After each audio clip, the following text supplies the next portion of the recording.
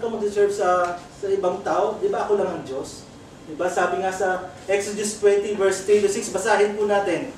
You shall have no other gods before me. You shall not make yourself an idol in the form of anything in heaven above, or on the earth beneath, or in the waters below. You shall not bow down to them or worship them, for I, the Lord your God, am a jealous God, punishing the children for the sin of the fathers to the third and fourth generation of those who hate me, but showing love to 1,000 generations of those who love me and keep my commandments. Amen. So napakalinaw po sa salita ng Panginoon na dapat siya lang, wala nang ibang gods. Diba? Hindi mo na kailangan kumuha ng isang idol na laluluhan mo kasi nga gawa lang ng tao lahat ng yan. So dapat direkta tayo sa Panginoon, huwag na tayo dumaan kung saan-saan, kung kani-kanino. Kasi di ba sabi nga niya, siya lang ang Panginoon, isa lang ang binigay niyang daan para makarating tayo sa Ama, si Jesus Christ lang.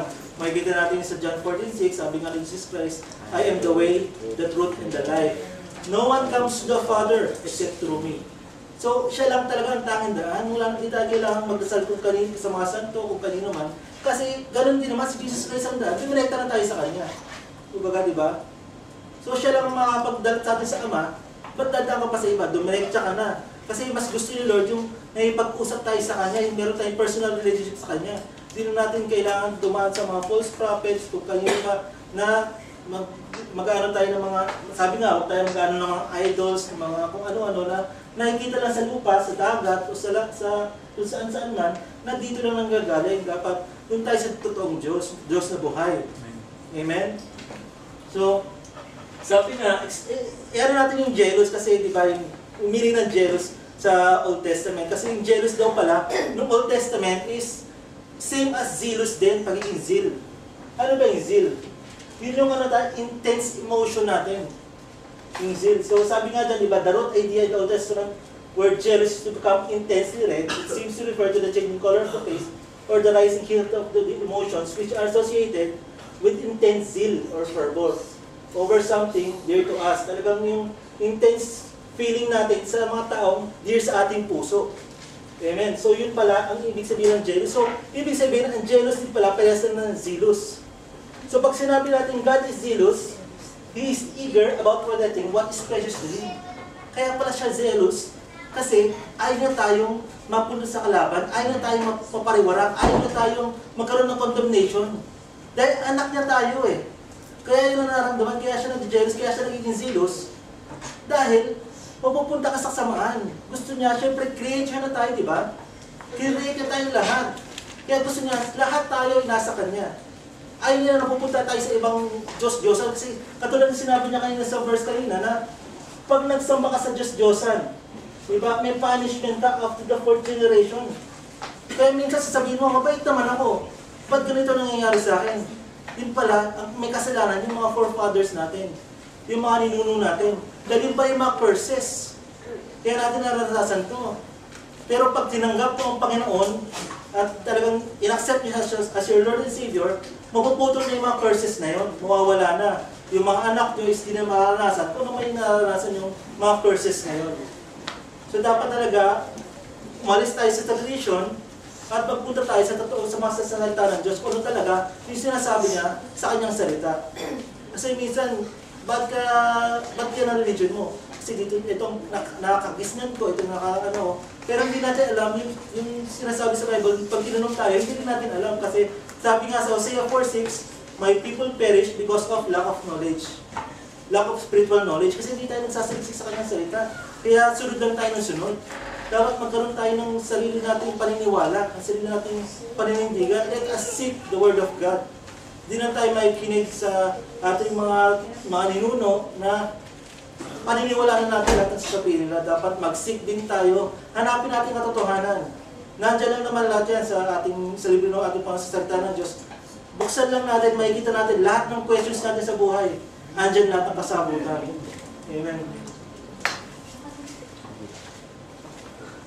Yan nga, di ba sabi, creation tayo ng Panginoon. Pero hindi tayo masasabing anak ng Diyos lahat. Sa mga tumanggap lang, sabi nga sa John 1:12, for those who receive Him, He gave the right to become children of God. Di ba? Paano kita magiging anak kung di mo naman kinaccept bilang tatay? Di ba?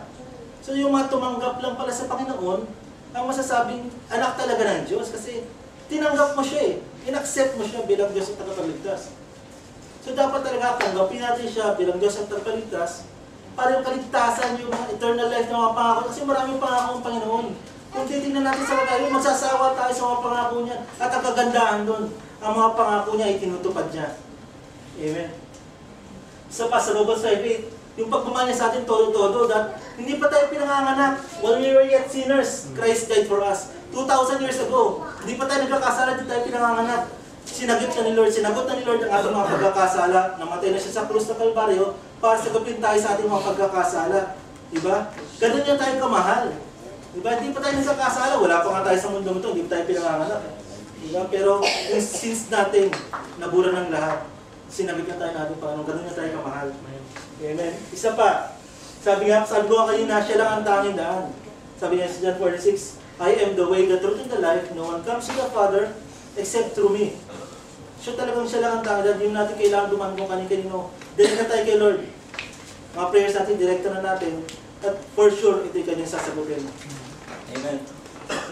Sumunod, lumipat na tayo sa kasunod na verse. Kung okay na sa inyo yung nauna. May question pa po kayo sa naunang verse? Verse 24 kanina. Amen, di ba sabi ko kasi mas mahaba pa sana yun, kaya lang, syempre, medyo time constraints tayo. Pero yung verse pa na yun, kung titingnan natin, talagang punong-puno na ng message ni Lord din eh. Isang verse lang, talagang marami na tayo makukuha. Amen. So, susunod po, sabi niya dyan, therefore, I tell you, do not worry about your life, what you will eat or drink, or about your body. What you will wear, or about your body, what you will wear, is not life more important than food, and the body more important than clothes. Diba? Ngayon, kung titignan natin to, ano naman narinig sa atin ng Panginoon? Katulad ng kanina, ano pong nakikita natin na message ang Panginoon para sa atin? Sister Kelly. Ay ka tumingin eh. Kung babasahin mo to, anong revelation sa inyo ng Panginoon? Ano po, kasi di ba nung kinalagay tayo ng Panginoon, pinurabay niya na lahat ng bagay sa mundo eh. So, bakit pa tayo mag-aalala kung yung faith nga sa'yo? Hindi pinurabay niya na eh. Amen. So, yun lang po. Amen. Tama po yun, praise God. So talagang, kung babasahin mo ito, ano na rin ang sagot eh. Ba't ka pa kailangan mag-worry? Diba? Magkakaroon ka ng mga questions sa sarili mo. Ano ka ba? Hello? Si Lord yun, ba't ka magkaalala? Sino ba ang Diyos mo? Diba? Magkakaroon ka ng question sa isip mo, what are we worrying about? Ano ang pinag-aalala mo? Yung damit? Yung pagkain? Ang Panginoon niya, ginawa ang tao, ginawa ang mundo, ginawa ang lahat ng bagay, it was good. Damit lang, pagkain, ano ba yun? Mani. Simple-simple kaya niya ibigay sa iyo yan. Kasi buhay na ibigay niya eh. Diba? Material lang yan. Ito pagkakalot, walang kahirap-hirap, diba? Ibibigay, damit lang yan, nag-aalala ka. Pagkain lang yan, nag-aalala ka. Diba? So, kailangan ka ba mag-alala? Sino bang, asa mo pananalig mo, asa yung faith mo? Diba? You don't have to worry. Sabi nga, sa ginawa ng Panginoon, sa pinag-aalala mo, ang laking diferensya. Ito ang hinihingi mo, ito yung nagawa ng Panginoon, sobra-sobra pa. Amen. So hindi mo kailangan mag-alala. Tsaka yun nga, ask yourself, who is our God? Nananampalataya ba talaga? Naniniwala ba talaga tayo? Kung naniniwala tayo, hindi tayo dapat mag-alala. Kung naniniwala tayo sa ating buhay na Panginoon, na tinanggap natin bilang tagapagligtas, damit lang yan, pagkain lang yan. Di ba? For sure, ibibigay at ibibigay niya sa atin yan. Ibibigay niya, basta ihingin mo from your heart, if you ask anything from the Lord, na nagagaling sa puso mo at naaayon sa kanyang will, for sure, ipagkakaroon niya po sa atin ito. Marami na pong patotoo ang magsasabi sa atin na totoo ang aking Panginoon. Buhay siya at wala pong imposible sa kanya. Walang hindi kayang abutin ng kanyang amay. Basta may hiningi tayo, ibibigay niya sa atin. Amen. Basta maniwala lang tayo sa kanya at tanggapin natin siya bilang Diyos at pagligtas. Sabi nga sa Matthew 6:33, seek ye first the kingdom of God in all His righteousness, and all these things shall be added unto you. So unahin mo lang siya at lahat ng pangangailangan mo, sunod-sunod na yan. Sobra pa sa ni-expect mo. Amen. So, sunod po, sabi naman sa Philippians 4:6, do not be anxious about anything, but in everything, by prayer and petition, with thanksgiving, present your request to God. Sabi ko nga kanina, kung mayroon kang request, kung mayroon kang kahilingan, sabihin natin sa Panginoon, pasalamatan natin. Matanggap natin hindi, pasalamatan natin dahil we know na pag binigay sa'yo ng Panginoon yan, it is the right time. Sa tamang oras, sa tamang panahon na kailangan mo talaga. Hindi niya sa ibibigay isang bagay nang hindi pa oras. Talaga may oras ang Panginoon. Dapat lang magkaroon tayo ng patience. Kailangan maging patient tayo sa pag-aantay. Talaga ibibigay niya basta na alam niya talaga kung kailan mo yung kailangan eh. Have patience lang talaga. Na tinitest niya tayo sa mga ganyang pagkakataon. Huwag tayo mag-focus sa mga trials natin, sa mga problems natin. Mag-focus tayo sa miracle niya. Dahil for sure, pagkakalob niya sa atin yan. Sabi nga rin niya, delight yourself in the Lord, and He will give the desires of your heart. Diba? Talagang matuwa tayo sa pagsisilbi sa ating Panginoon. Dahil sabi ko nga, kanina kasi sinasabi, ibibigay niya. Yung mga nanaisin ng puso natin, basta ito ayon sa kanyang kalooban. Amen. Yun nga, sinasabi ko pa sa 1 John 15, chapter 5, verse 14-15, this is the confidence we have in approaching God. That if we ask anything according to His will, He will hear us. And if we know that He hears us, whatever we ask, we know that we have what we ask of Him. Talagang kung ano ang hinihingi natin, basta naayon sa kanyang kalooban, ipagkakalob at pagkakalob niya sa atin. Di ba? Ilang verse na yan, pare-pares yung sinasabi. Di ba? Talagang yung mga pangako ng Lord, hindi mo masukat. Hindi mo masukat ang paglalagay. Lahat ng hingin mo, basta humingi ka, magtiwala sa kanyang ibibigay niya. Hindi lang isang verse, maraming beses niya sinabi yan sa kanyang salita. So talagang panghawakan natin sa kanyang salita, for sure ibibigay niya sa atin yan. Sa next verse, look at the birds in the air. They do not sow or reap, or store away in barns, and yet your heavenly Father feeds them. Are you not much more valuable than they? So ito po, susunod na verse, ganun din po. Ano po ang revelation sa atin ng Panginoon? Amen, sa mga sino ba yung nakikita ko? Huwag mo kayo pipikit at matatawag kayo. Amen, si Brother Wendell na lang. Gising ako! Nakangiti ka na. Nagkakamit Ako nakaganda na eh. Nagkakamot. Amen. Huwag kayo pipikit. Tawagin ni Lord. Amen. Amen. Ang Bro Wendell, anong revelation sa atin ng Panginoon? Mahal tayo ng Panginoon. Amen. So talagang makikita natin yung traits ng ating Panginoon. Talagang mahal na mahal niya tayo. Kita mo kung yung mga ibon. Hindi nagtatrabaho yan, hindi nagtatanim, hindi umaani. Pero pinapakain sila ng ating Panginoon, di ba? Much more tayo. Sino ba tayo, di ba? Sabi ko nga kanya, we are created by God. We are the children of God. We are made according to His image and likeness.